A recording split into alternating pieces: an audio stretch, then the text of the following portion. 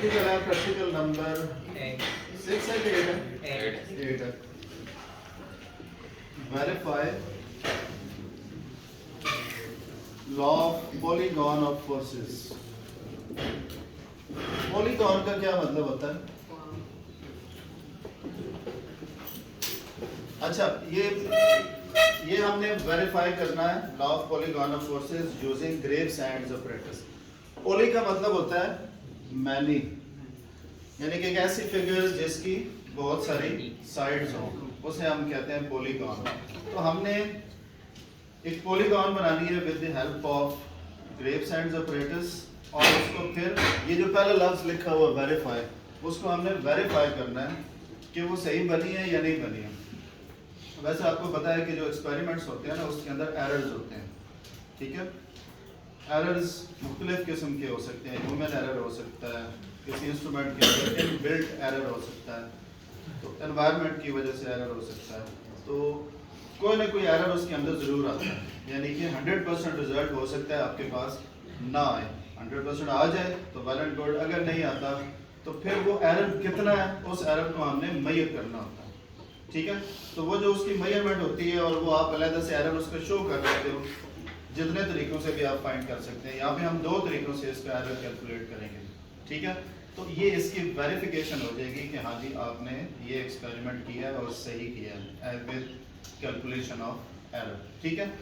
अच्छा, तो इसके लिए आपको ग्रेव्स एंड ऑपरेटर्स चाहिए होता है। ग्रेव्स एंड ऑपरेटर्स में क्या क्या है देखें, एक वुडन बोर्ड होता है,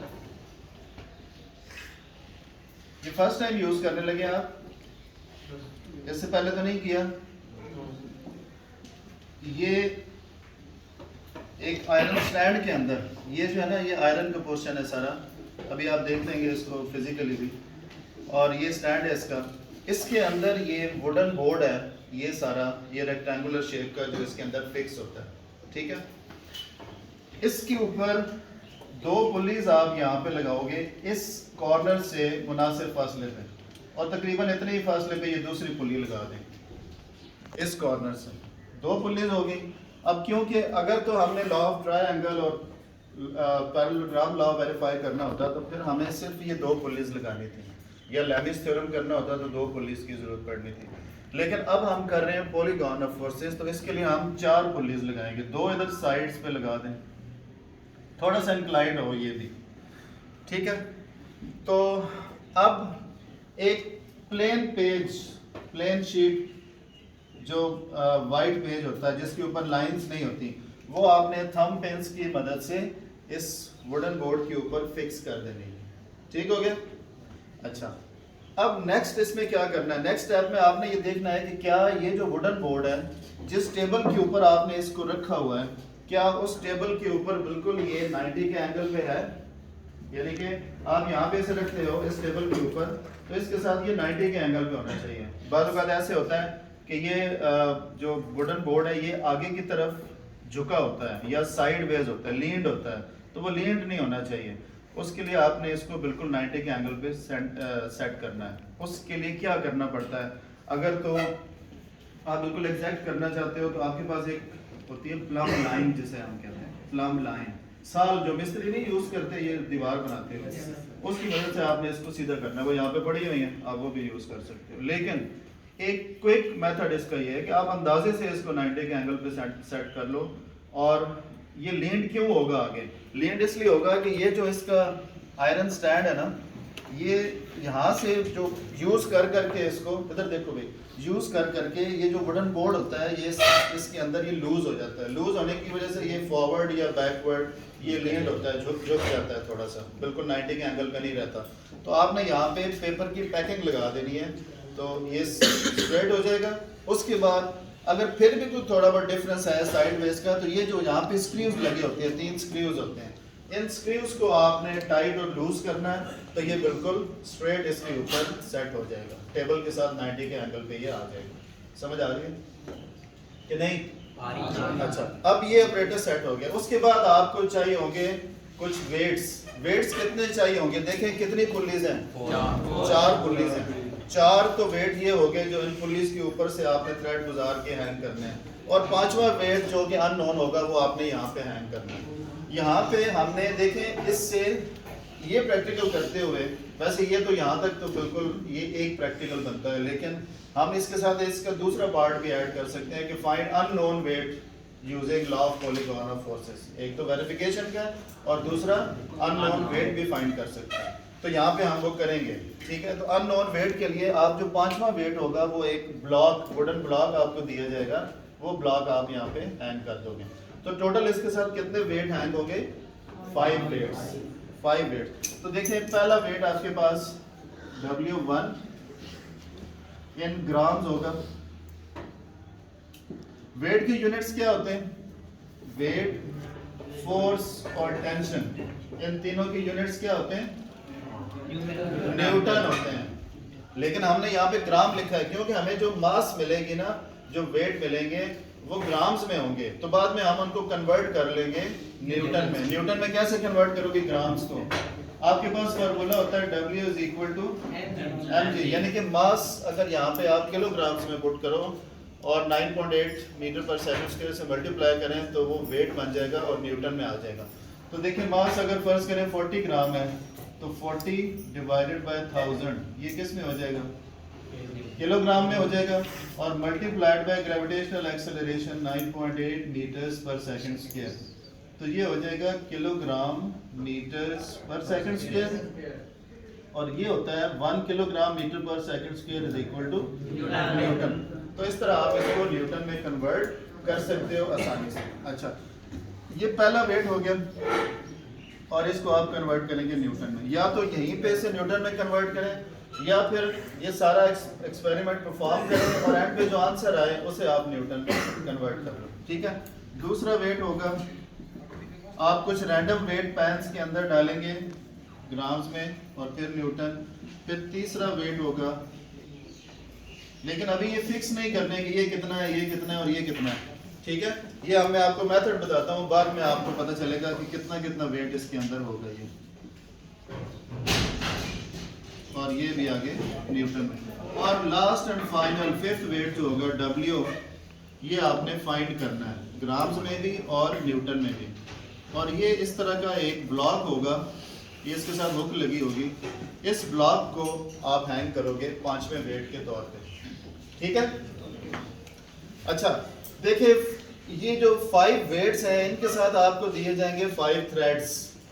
तो इन 5 थ्रेड्स के एक एक कॉर्नर पे आप जो हैंगर होंगे, वेट स्लॉटेड वेट होंगे ना, स्लॉटेड वेट इस तरह के होते हैं कि ये है और यहाँ पे कट लगा होता है, ठीक है। तो ये वेट आप उस हैंगर के अंदर डालोगे, हैंगर इस तरह का होगा आपके पास, तो एक वेट इस तरह का जो है इसके अंदर ऐड कर देंगे, ये 10 ग्राम 10-10 ग्राम के ही होंगे। तो इस तरह आप ये वेट जितने भी इसके अंदर ऐड करना चाहें वो ऐड हो जाएंगे और ग्राम्स में आपके पास वेट आ जाएगा।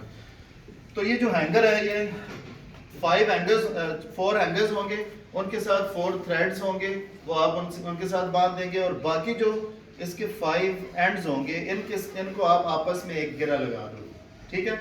अब 5 वेट, ये पांचवा होगा, तो 5 वेट धागों के एक एक एंड पे आपने हैंग किए हुए हैं, और बाकी जो 5 उसके साइड्स हैं उनको आपस में आपने गिरा लगा दिया, और ये सारे के सारे इन पुलिस पर से गुजार देंगे। किस तरह इन पुलिस पर से गुजारेंगे वो देखें। ये जो फर्स्ट वेट होगा W1 वो इस पुली पे हैंग होगा, से गुजरेगा। सेकंड जो है वो इससे,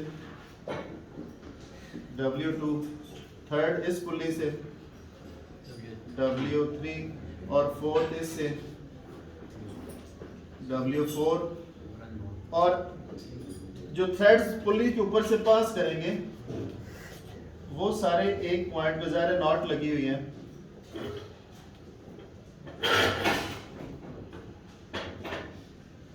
तो इस तरह ये नॉट वाला पॉइंट आएगा, और जो पांचवा वेट होगा जो कि आपने ब्लॉक हैंग किया होगा वो इस सेंटर में आ जाएगा, और ये हो जाएगा W। ये O पॉइंट है जो कि नॉट वाला पॉइंट है जहां पे आपने गिरा लगाई हुई है इसको। अब देखें, एक तो आपने ये देखना है कि ये जो 4 पुलीज हैं ये स्मूथ होनी चाहिए, ये पुलीज हार्ड नहीं होनी चाहिए, समझ रहे हो ना साहब। ये पुलीज हार्ड नहीं होनी चाहिए। उसका तरीका क्या है कि आप इसको थोड़ा खींच के ऐसे छोड़ दें तो ये सारे के सारे पुलिस के ऊपर से फ्रीली मूव करने चाहिए ये थ्रेड्स, या इससे पहले भी इसको चेक कर सकते हैं आप घुमा के इसको।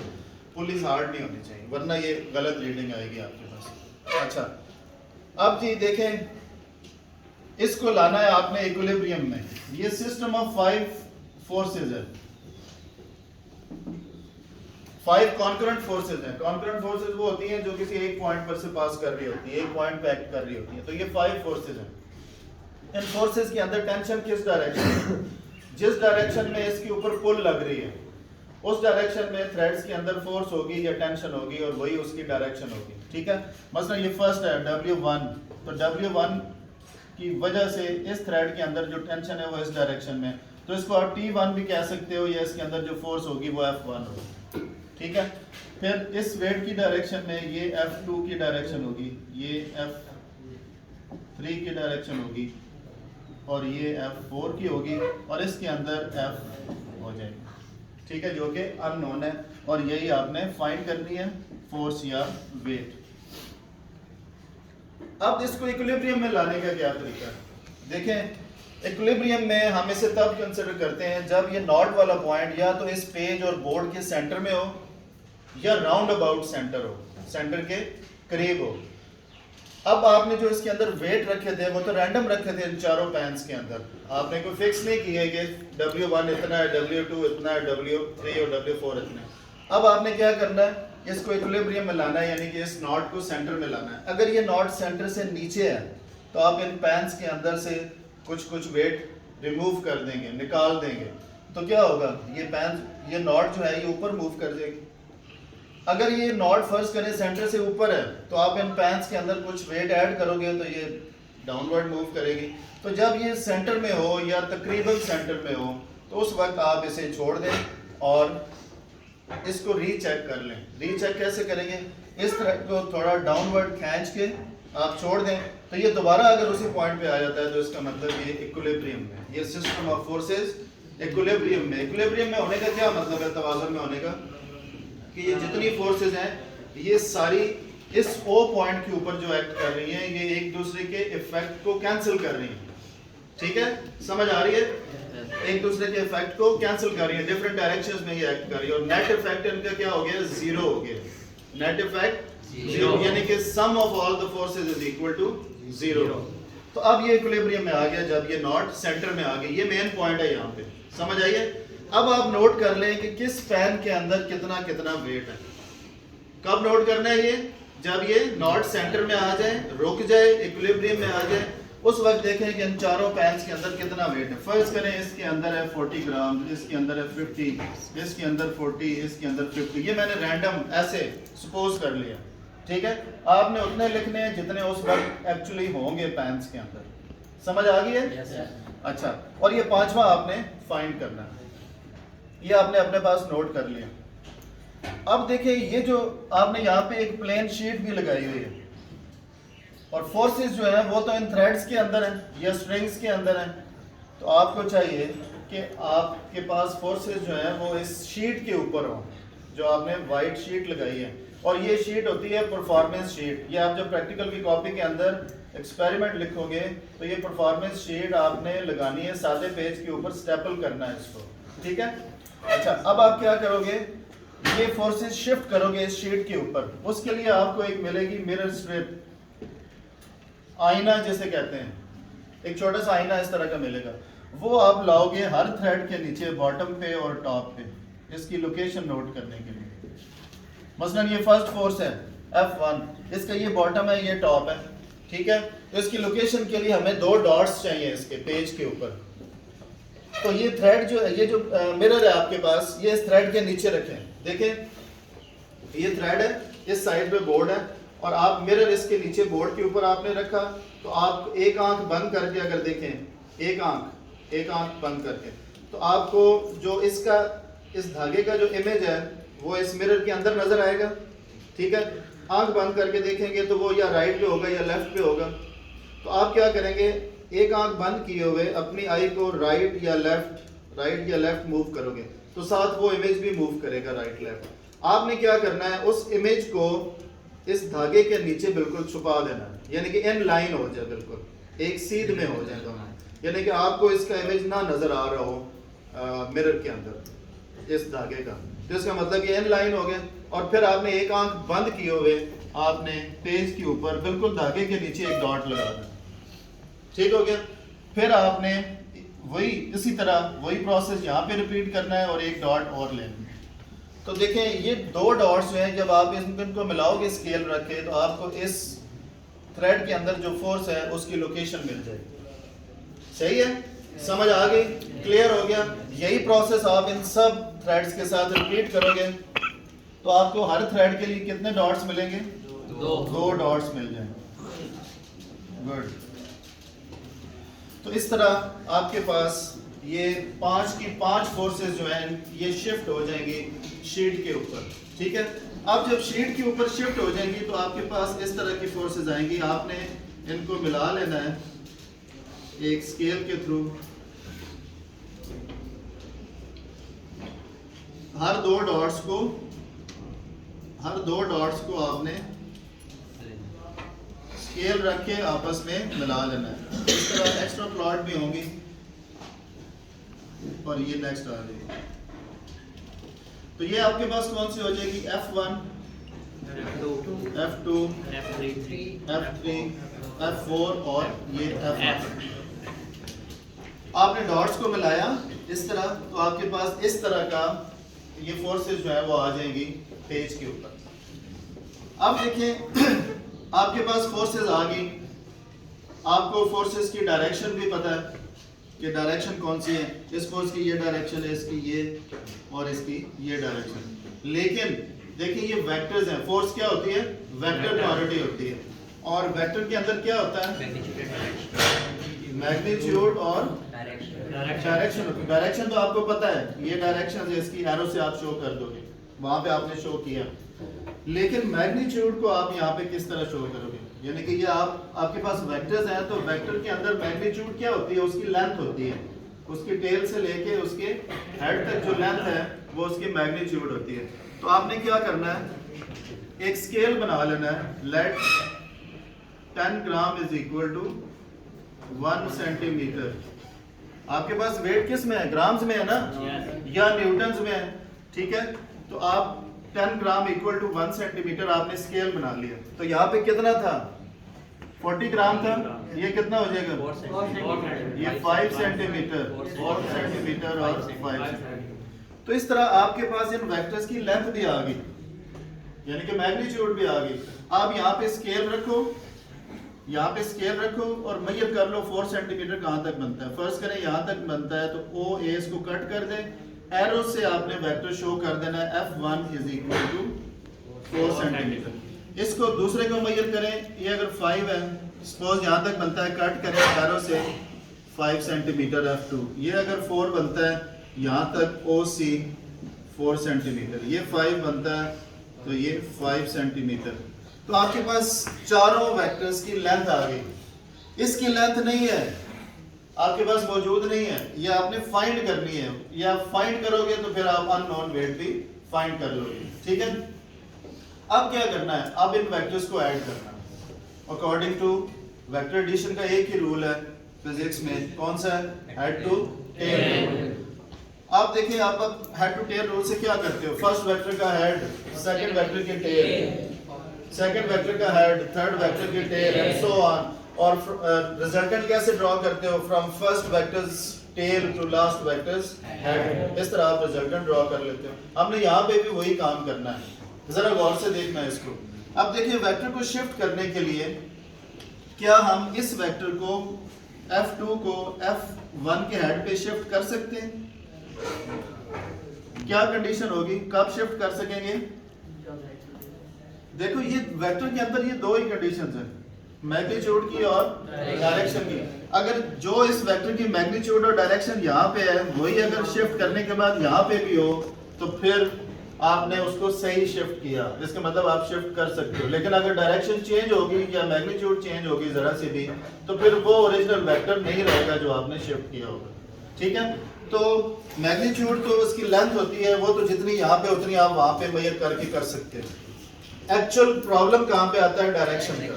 तो डायरेक्शन के लिए सेम रखने के लिए जो उसकी वहां पे है वही उधर भी रहे शिफ्ट करने के बाद, उसके लिए आप सेट स्केल यूज करते हो और साथ स्केल की सपोर्ट देते हो। जिस वेक्टर को शिफ्ट करना हो इस सेट स्केल का ये जो वर्टिकल साइड है ये उसके साथ, ये अगर वेक्टर है इसको शिफ्ट करना है तो ये वर्टिकल साइड इसके साथ अलाइन कर दें, इस तरह जोड़ दें। यहाँ पे स्केल रखें, स्केल को फिक्स कर दें और उसके ऊपर मूव करके इसे ले जाएं। जहां भी ले जाएंगे इसकी वहां पे वही डायरेक्शन होगी जो यहाँ पे, ठीक है। तो फर्स्ट करें हम इसको शिफ्ट करते हैं F2 को, और कहाँ पे शिफ्ट करना है, यहाँ पे पॉइंट A पे लाना है फर्स्ट वेक्टर के हेड पे।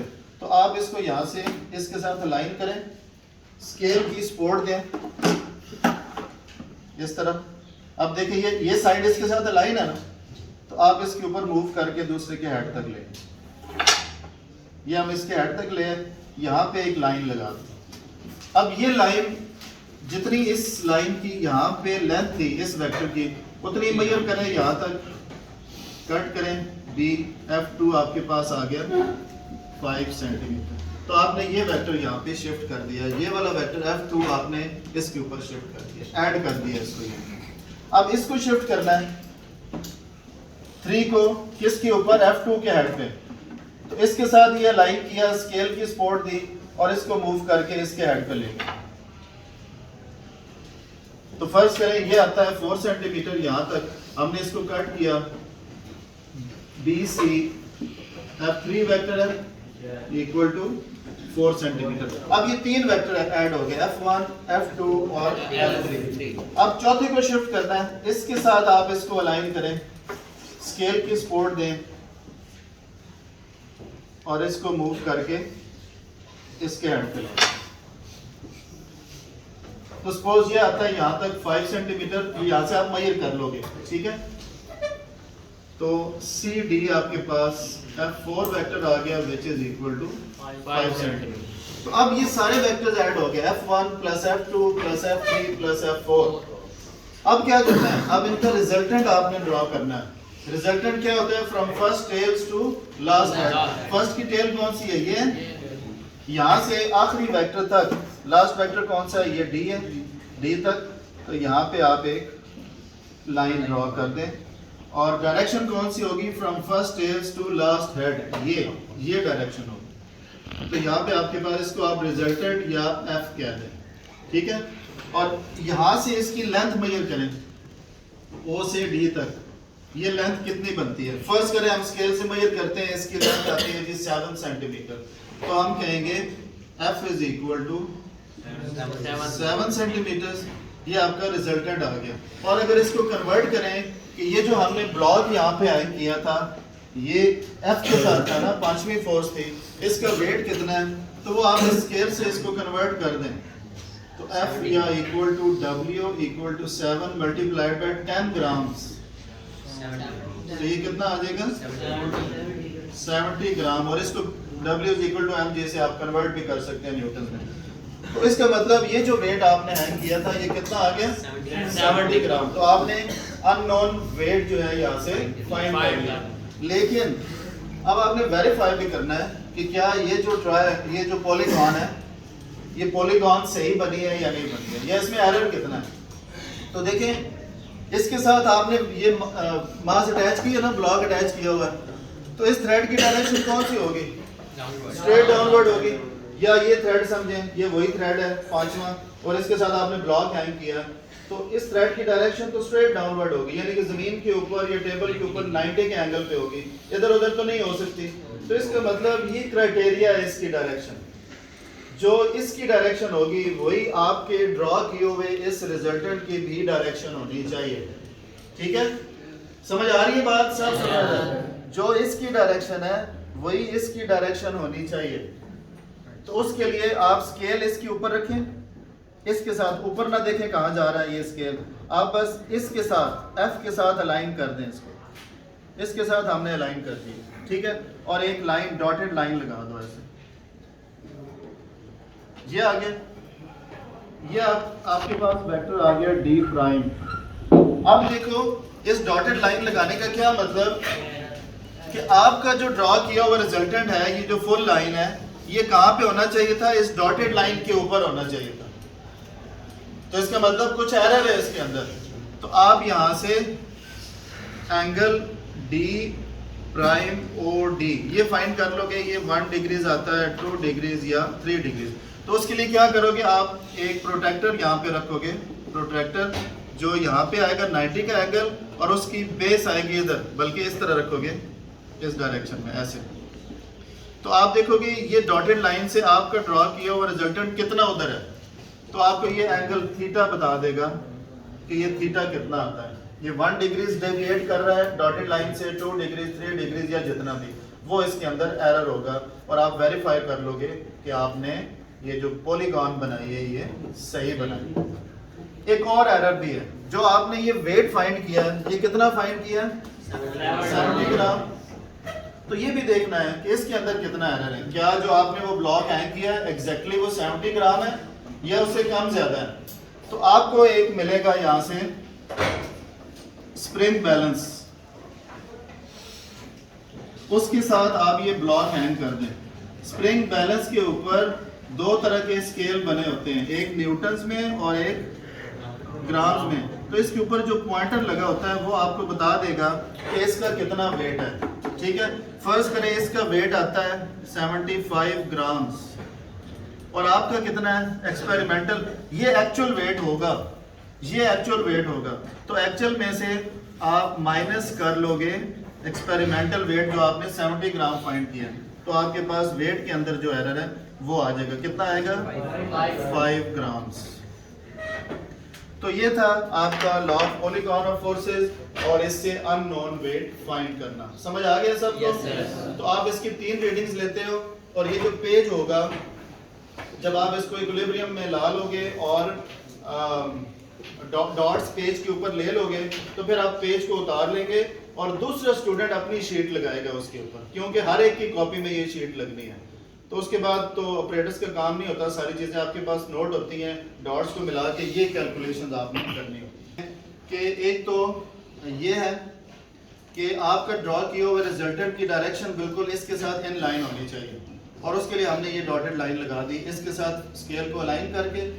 तो ये वेरिफिकेशन होगी कि अगर एग्जैक्ट इसके ऊपर आती है तो फिर तो ठीक है, अगर नहीं आती तो फिर जो एरर है वो आप प्रोटेक्टर से कैलकुलेट कर लोगे, ठीक है। और दूसरा ये आपने इसका एक्चुअल वेट निकालना है स्प्रिंग बैलेंस के साथ हैंग करके, और जो एक्सपेरिमेंटल वेट आया है उसको एक्चुअल वेट में से माइनस करोगे तो आपके पास वेट के अंदर जो एरर है वो आ जाएगा। ये इसकी वेरिफिकेशन है, 2 स्टेप वेरिफिकेशन।